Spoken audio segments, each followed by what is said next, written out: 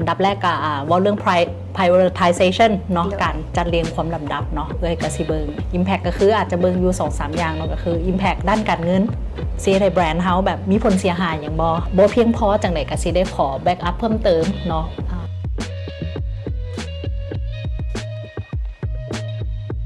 สบายดีทุกท่านขอต้อนรับทุกท่านเข้าสู่รายการ AF Weekly Update EP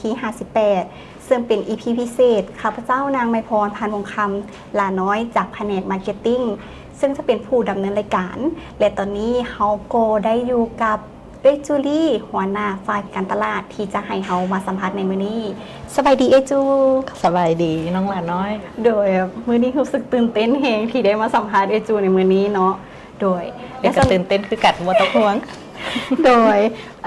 สำหรับ EP ตัวนี้เนาะจะเป็น EP พิเศษที่เราจะถามเกี่ยวกับเทคนิคและก็ความรู้ดีๆเกี่ยวกับการเฮ็ดเวียกจังใดอย่างต่างๆซึ่งเพื่อบ่เป็นการเสียเวลาจูลี่เฮาสิขอถามเลยเนาะจ้ายินดีโอเคโดยสำหรับคำถามทำอีทเนาะที่น้องอยากจะถามก็คือในฐานะที่เอื้อยเป็นไดเรคเตอร์ที่ต้องเบิ่งแยงเวียกงานหลายๆด้านและก็โปรเจกต์หลายๆเวียกเนาะจูลี่มีเทคนิคในการบริหารเวียกและจัดลำดับความสำคัญแนวใดเพื่อให้สำเร็จตามเป้าหมายโอเคในคำถามนี้เนาะในการบริหารโปรเจกต์ที่มันเข้ามาหลากหลายแล้วก็อาจจะมีเดดไลน์พร้อมๆเดียวกันเนาะอาจจะใช้เบิ่งอยู่2อย่างเนาะ2มาตรฐานเบิ่ง2เทคนิคเนาะอันดับแรกก็ว่าเรื่อง prioritization เนาะการจัดเรียงความลำดับเนาะก็สิเบิ่ง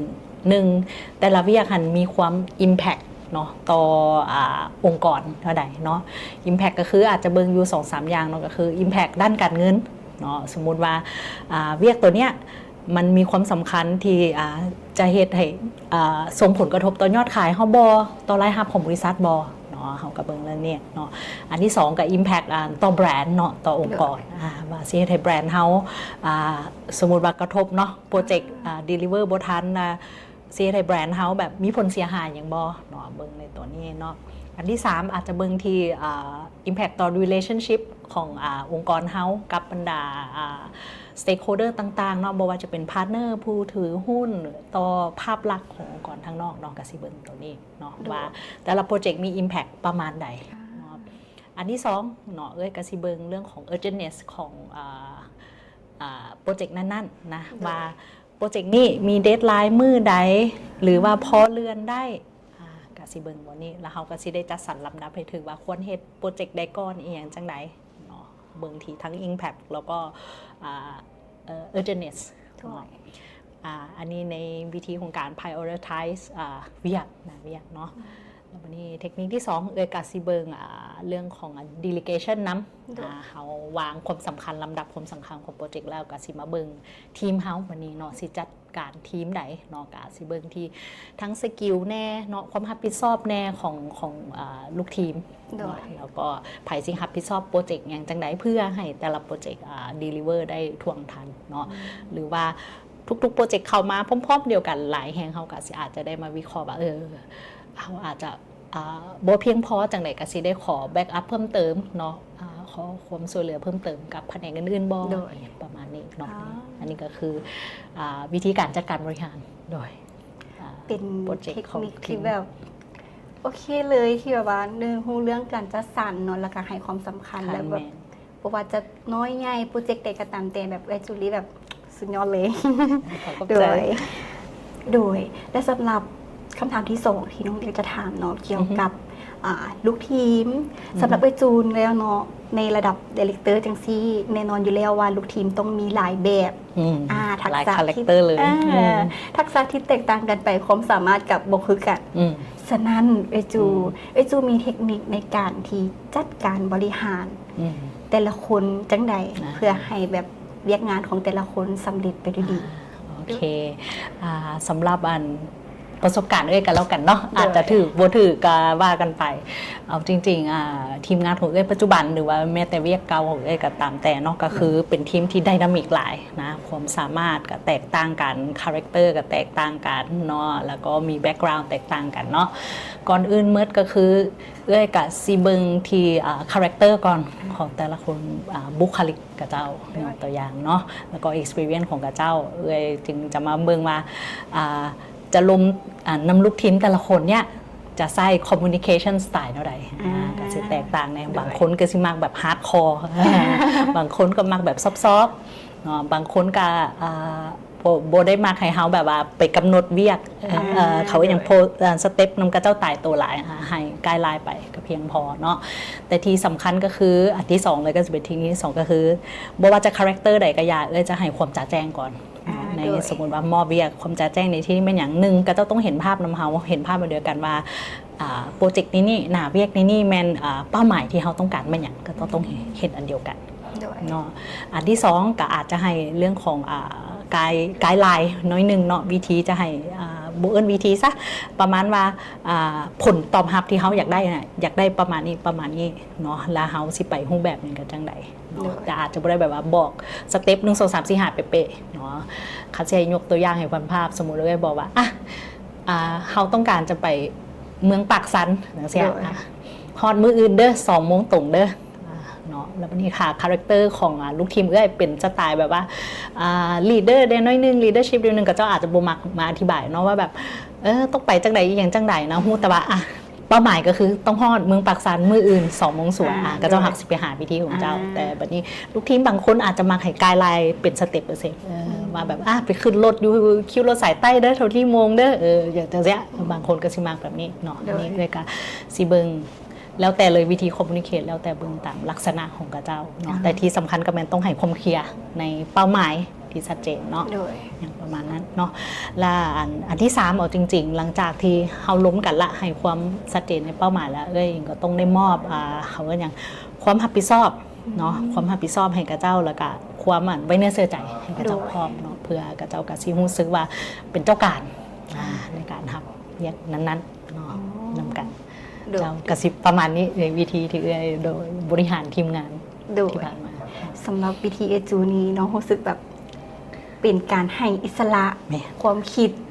ให้ลูกทีมที่แบบใช้ไอเดียของตัวเองได้แบบเต็มที่จะรู้สึกคิดเรียกสบายแต่บางเทื่อก็คือว่าแหละบางเทื่อก็เขาก็เบิ่งคาแรคเตอร์แล้วก็ experience คันเจ้าแน่คันเจ้ายิ่งจูเนียร์แน่น้อยนึงเขาอาจจะแบบแอคเป็นแบบโค้ชได้น้อยนึงจะมาถามฟีดแบ็กเรื่อยๆถามอย่างเรื่อยๆอาจจะแนะนำน้อยนึงมาทางนี้ดีป่ะนู่นนี่นั่นก็สิเป็นแบบนั้นเป็นไกด์ไลน์ที่แบบดีแฮงสำหรับข้อคิดนี้โดยเนาะเขาก็ผ่านไป2 คำถามแล้วที่จะเป็นเกี่ยวกับเรื่องบริหารแยกงานและกับบริหารทีมแน่นอนอยู่แล้วว่าจูลี่นี่รับผิดชอบหลายอย่างแฮงพูดฮู้ว่าจูลี่เอาเวลาใดมาจัดการเวลาเรื่องเวียกแน่เรื่องส่วนตัวแน่เพื่อให้มันบาลานซ์กันกับการใช้ชีวิตของด้วยถือว่าสิ่งที่น้องถามถึงวิธีจัดการบริหารwork life balance เนาะคำถามนี้ก็เอาจริงๆก็สำหรับก็ถือว่ายากเนาะมันบ่มีคำตอบไต่โตแล้วก็วิธีจัดการบริหารของในช่วงแต่ละวัยก็บ่คือกันเนาะแต่ในมุมมอง work life balance จริงๆอาจจะโมเมนต์ว่าถึงว่าแบ่งเวลาว่าแบบว่า50-50กับชีวิตส่วนตัวหรือกับชีวิตเวียกเนาะสำหรับก็สิแล้วแต่ช่วงสมมติว่าเดี๋ยวนี้ช่วงระยะเป็นช่วงระยะที่ผ่านการสร้างครอบครัวมาละเนาะก็สิเบิ่งว่าโฟกัสของในชีวิตเดี๋ยวนี้มันแม่นหยังนะโฟกัสของจากนี้ไปอาจจะมาที่เรื่องของ career ได้จักน้อยนึงตัวอย่างเนาะเพราะฉะนั้นก็สิจัดสรร2 อย่างหลายกว่าในนี่เนาะอาจจะไม่ได้ว่าเป็นเวลาเนาะอย่างแรกก็คือฟิสิกอลก็คือแบบว่าเวลากับแม่เนาะหรือว่าพลังงานของตัวเองเนาะสิไปโฟกัสจุดสูงจังไหนเนาะอันที่2ก็ว่าเรื่อง mental เนาะก็คือแบบattention เนาะการความสนใจจุดโฟกัสของสิอยู่กับใส่เนาะก็สิเป็น2 อย่างนี้ละใน4 อย่างที่ให้ความสำคัญอย่างเช่นมีตัวเองมี มีครอบครัวเนาะผู้ใดที่เป็นวัยรุ่นครอบครัวอาจจะเป็นพ่อแม่หรืออย่างก็ว่ากันไปเนาะกับสังคมซึ่งเป็นหมู่เพื่อนบ่หรือว่าเพื่อนร่วมงานบ่อันที่4ก็แม่นเว้าเรื่องของ career เวียกงานของตัวเองเนาะก็สิมาเบิ่งประเด็นนี้ก็สิแบ่งทั้ง physical และ mental กับตัวเองอาจจะโฟกัสที่ career หลายกว่าครอบครัวน้อยนึงยกตัวอย่าง physical ซะว่า physical ทางกายเนี่ยแล้วพลังงานเนี่ยอาจจะมาทุ่มทีเวียกแต่ว่า attention จริงๆเนาะ mental ของตัวเอง attention ตัวเองความใส่ใจจริงๆก็อาจจะ50-50เขาก็อาจจะบ่ได้แบบอยู่น้ำลูกตลอดเวลาเนาะตัวอย่างหรือครอบครัวตลอดเวลาแต่อย่างน้อยมีอย่างเขาก็แบบว่าโชว์ให้กับเจ้าเห็นว่าattention ค่อยมอบให้เจ้าเด้อความเอาใจใส่ตัวอย่างเนี่ยมีมอบให้เนาะแล้วก็พักหลังๆกาซีแบ่งเวลาแบ่งจุดโฟกัสให้ตัวเองเพิ่มเติมคือที่ผ่านมาอาจจะอยู่ที่ครอบครัวและการทุ่มเทให้หน้าเวียกงานแต่พักหลังๆว่าใบหลัก4แล้วก็สิแบบหันมาเบิ่งตัวเองตื่มสุขภาพจังซี่โดยมีซึ่งทั้งหมดทั้งมวลรู้สึกว่ามันตอบโจทย์กับทรงชีวิตของเขาก็สิรู้สึกว่าwork life balance ดีขึ้นประมาณนี้ก็สิเป็นแบบนั้นไหนกว่าบ่ฮู้ว่าเป็นคำตอบตอบคำถามน้องบ่ตัวนี้โดยขอบใจจูสำหรับข้อคิดดีๆและก็เทคนิคต่างๆที่มาแนะนำเฮามื้อนี้เนาะหวังว่าหลายคนอาจจะเอาไปปรับปรุงและก็นำใช้ได้เกิดประโยชน์กับตัวเองและก็รวมทั้งตัวน้องนำก็สิเอามาลองปรับใช้ในหน้าเวียกแน่และก็ในชีวิตส่วนตัวนี้ว่าจะเป็นจังไดอาจจะเป็นสิ่งที่แบบเฮ็ดให้น้องแบบพัฒนาไปกว่านี้อีกก็เป็นได้แต่สำหรับEP พิเศษนี้ต้องขอบใจจูหลายๆที่มาให้เฮาได้สัมภาษณ์ในมุมมองของจูเนาะแล้วหวังว่าพวกเฮาหลายๆคนและรวมทั้งตัวน้องเองเนาะจะเอามาปรับใช้ให้มันเกิดผลที่สุดเลยและตอนนี้ก็ก้าวเข้าสู่ช่วงที่2ของ EP นี้เนาะซึ่งพวกเฮาจะพาทุกท่านเข้ามาทำความรู้จักเกี่ยวกับธนาคาร BAC ว่ามีโปรดักต์อย่างแน่และเซอร์วิสการใช้บริการเป็นจังไดมีความแตกต่างจากธนาคารอื่นจังไดเดี๋ยวเราไปเบิ่งกันเลยสบายดีโดยพอดีเลยแนะนำตัวให้น้องรู้จักแม่โดยสบายดีเนาะซื้อทัศพรปุณณวงศ์ที่หรือว่าซื้อตู้นี้เนาะที่ว่าเฮ็ดเวียกประจำอยู่ที่สำนักงานใหญ่อยู่วันนี้เลยเจ้าได้เพิ่นเฮ็ดเวียกอยู่ธนาคาร BAC นี่พอดีเลยพาน้องทัวร์ได้บอกว่าน้องอยากรู้จักเนาะว่า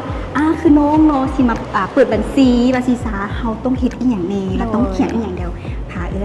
ให้พาน้องทัวร์โดยปกติเนาะเวลาย่างเข้ามาเนาะก็จะเห็นเลยอันนี้เนาะจะเป็นตู้กดบัตรคิวของพวกเฮาเนาะกดบัตรคิวแม่ก่อนอื่นเมื่อก็จะมีรายการให้เลือกเนาะว่าเฮาสิเฮ็ดหยังอยู่ในนี้เนาะเปิดบัญชีเฮ็ดธุรกรรมอื่นๆหรือว่าสิโอนเงิน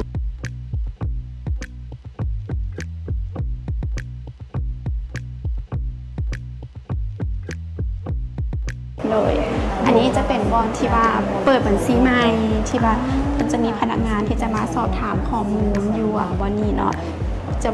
บอกวิธีการจะใกล้ลูกค้าในการเติมฟอร์มต่างๆหน่อยเพื่อแบบว่าให้คำแนะนำกับลูกค้าหลังจากที่ว่าแบบเติมฟอร์มไม่อย่างแล้วเนาะเพิ่นกระเสียนทางเคาน์เตอร์เนาะเทลเลอร์เพิ่นกระสิกดคิวโดยแล้วก็จะมีการเดินคิวได้โดยอันนี้ก็จะเป็นเคาน์เตอร์ของพวกเขาเนาะ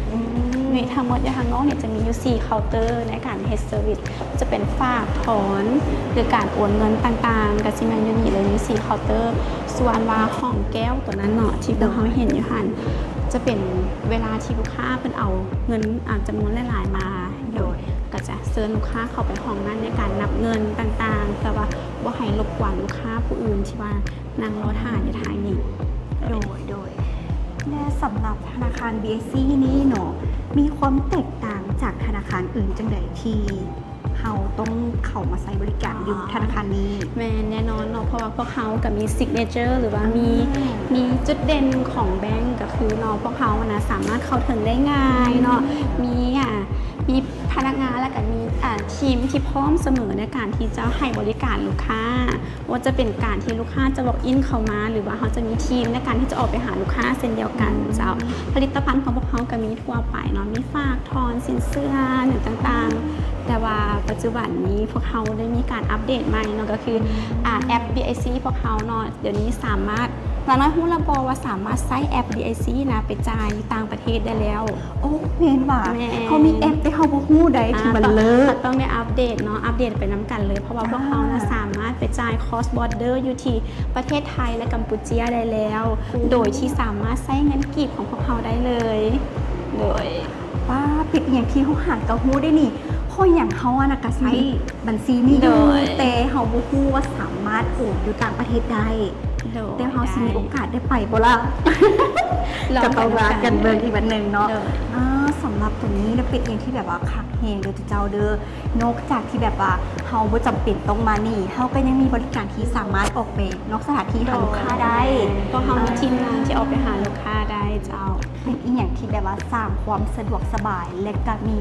โปรดักต์ต่างๆ ที่เขาสามารถเลือกใช้แล้วก็มาลองใช้บริการนำกันเบิงเนาะถ้าหากว่าไผที่ว่ายังบ่ทันได้แบบมาลองเปิดบัญชีอยู่ธนาคารนี้ก็สามารถลองมาเปิดใช้น้ำกันได้สะดวกสบายง่าย มีแอปโอนได้ทุกธนาคารเป็นบ่เอ่ โด ย ยเปิดใจให้กับพวกเขาในเด้อ เลิศเลิศเลิศโดยและเอ้ยมีอย่างอยากจะฝากหรือว่าอยากแนะนำให้หลาย ๆ คนเข้ามาใช้บริการกับธนาคารอีโบ โดยเนาะสิ่งที่อยากขอย้ำและก็อยากขอฝากเนาะก็คือไอ้น้องของพวกเขาเนาะที่อยู่ในกลุ่ม AF คือกันเนาะอยากหนุนใจให้ทุกคนเนาะมาร่วมกันนำไซต์แอป DIC ของพวกเขาเนาะเพราะว่าจะเป็นการจ่ายอยู่ในห้างค้าต่างๆเพราะว่าปัจจุบันนี้นะพวกเขามี QR Merchant เนาะที่เป็น BIC ที่ตั้งอยู่ทางนครหลวงอยู่ตามแขวงเนาะหลายกว่า 1,000 ห้างค้าแล้วโดยและพวกเขาหนุนใจเนาะไอ้น้องพวกเขาทุกคนในการนำไซต์แอป BIC ในการสแกนโดยและก็อยากขอย้ำอีกตัวสุดท้ายเนาะก็คือตัว cross border เนาะโดย cross border ผู้ใดที่ว่าได้ข้ามไปเล่นไทยเนาะหรือว่าไปกัมพูชามีโอกาสได้ไปเนาะก็ลองทดลองไซต์สแกนของ BIC ลองเบิร์นะเจ้าสะดวกสบายตัดจากเงินกีบได้เลย โอ้ โดย คักมีแต่ว่าไผ่ที่บายังบ่ทันได้โหลดแอปเนาะทุกคนให้พากันมาโหลดเด้อใช้งานง่ายรหัสก็แบบมันจะมีเนาะเคยที่แบบว่าเขาเป็นลิ้นแล้วแบบธนาคารอื่นนะเน็ตล้มเข้าโบได้แต่เสื้อโบว่าธนาคาร BAC นะเข้าได้แล้วตอนนั้นนะเฮานะคือแบบคันให้เขาเป็นอย่างก็คือเขาจะเป็นผู้นั้นเลยแล้วคือเลิศเองเนาะอันนี้ฝากไว้เด้อถ้าว่าไอ้น้องเฮาเนาะหรือว่าพนักงานทีมงานอย่างอยู่ในกลุ่มเครือข่ายเฮานี้เนาะก็อยากให้โหลดแอปเพิ่นมาใช้น้ำกันหลายๆอัปเดตข่าวสารไปน้ำกันเนาะว่ามีอย่างอัปเดตแน่และที่สำคัญ